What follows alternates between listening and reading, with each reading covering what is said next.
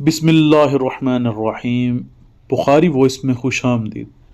موسیٰ بن جعفر سے منقول ہے کہ جب آدم علیہ السلام نے اپنے نفس پر ظلم کیا تو اللہ تعالیٰ نے آپ کو کوہ صفا پر اور حضرت حوا کو کوہ مروہ پر اتارا۔ آدم علیہ السلام نے جدائی کی وجہ یہ سمجھی کہ شاید حوا ان پر حلال نہیں رہی۔ وہ صبح ان کے پاس کوہ مروہ پر آ جاتے اور رات کو کوہ صفا پر واپس آ جاتے، شہوت غالب ہونے کے خوف سے کہ جس وقت تک کوئی وحی نہیں آتی حوا سے نہیں ملیں گے۔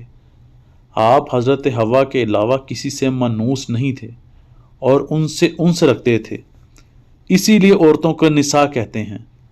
اللہ نے کچھ کلام آپ پر الہام کیا اور آپ نے اس کے توسل سے توبہ مانگی۔ اللہ کے حکم سے حضرت جبریل نازل ہوئے اور مناسک حج کا بتایا تاکہ پاک ہو سکیں۔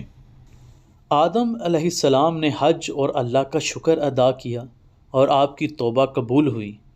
حضور صلی اللہ علیہ وآلہ وسلم سے منقول ہے کہ شیطان وہ پہلا شخص تھا جس نے گانا گایا، ساز ایجاد کیا اور نوحہ پڑھا۔ جب آدم علیہ السلام نے ممنوع درخت کا پھل کھایا تو اس نے گانا گایا۔ جب آپ کو جنت سے نکالا گیا تو اس نے ساز بجایا، اور جب اس کو جنت سے نکالا گیا تو اس نے نوحہ کہا۔ اسی لیے علماء کرام نے گانا گانے، ساز بجانے اور نوحہ کہنے کو حرام قرار دیا ہے۔ باحوالہ قصص الانبیاء۔